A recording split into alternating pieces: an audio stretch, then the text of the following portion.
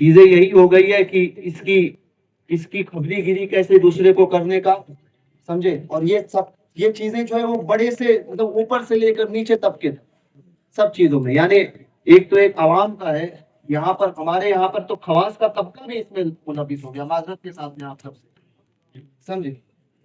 خواص کا طبقہ بھی، یعنی ہم کہتے ہیں کہ لڑو مت آپس میں، سنی سنی مل کر رہے، تو یہاں حال ہو گیا ہے کہ عوام تو عوام، خواص بھی آپس میں لڑتے ہیں، سمجھے؟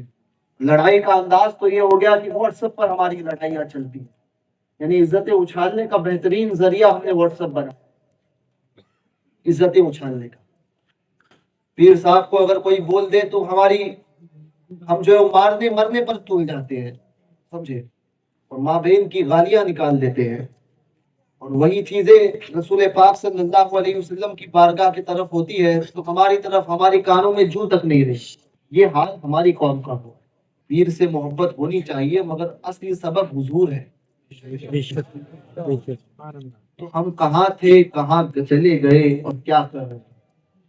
یہی معاملات ہو گیا ہے کہ آپس میں لڑ لڑ کے اتنے منتشر ہو گئے ہیں جی کہ حالات یہ ہو گئے ہیں کہ ایک محلے میں معاملات یہ ہے، اگر کسی سے کوئی اختلاف ہو رہا ہے تو بس اگر وہ مسلمان ہے، ہمارے پڑوسی ہے، تو اگر اس کا کچھ دیکھا نہیں جاتا، تو اگر کچھ جھگڑا ہو گیا ہے تو اس کی فوٹو میں لگے رہتے ہیں کہ یار اس کی بربادی کیسے ہو جائے، یا تو پھر اس کی پولیس کو اس کی خبری گیری کر کے ہے۔ مسلمان محلوں کا عالم یہ ہے کہ ہمارے علاقے میں پولیس والے کہتے ہیں کہ تمہارے علاقے میں، بمبئی کی بات بتا رہا ہوں، یہاں پر بھی ہو سکتا ہے، خدا کرے اللہ محفوظ رکھے ان علاقوں کو، لیکن بمبئی کے ایک محلے کی بات بتا رہا ہوں، صرف ایک محلے، وہ بولتے ہیں، پولیس کہتی ہے کہ آپ کے محلے میں ایک سوئی بھی گرتی ہے نا تو اس کی آواز جو ہمارے کانوں میں ہماری کانوں میں پہنچتی ہے۔ تو یہ خبری گیری کون کرتا ہے؟ غیر کرتے ہیں یا یہی ہمارے آپ میں سے بیٹھنے والے کو؟ بتائیے، مخبر بننا، اور یہی چیز رہ گئی ہے۔ اب یہاں پر آپ آئے اتنے جلسے میں، خدا کرے سب کا سلامت رہے، مگر کسی کا موبائل اگر چوری ہو گیا، چوری کرنے والا کون؟ کوئی غیر آ کر آپ کے مجمع میں چوری کرے گا؟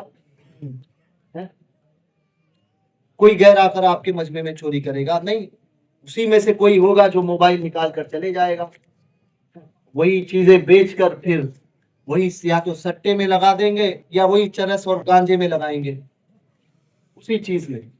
تو سوچو تو صحیح ہمارا حال کیا ہو گیا، ہم کہاں پر ہیں، اور کیسے ہماری جو ہونا چاہیے تھا، جو جس مسلمان کے تعلق سے تاریخ میں آتا تھا، جس نے 1000 سال ہندوستان پہ حکومت کی، اس کا عالم یہ رہا،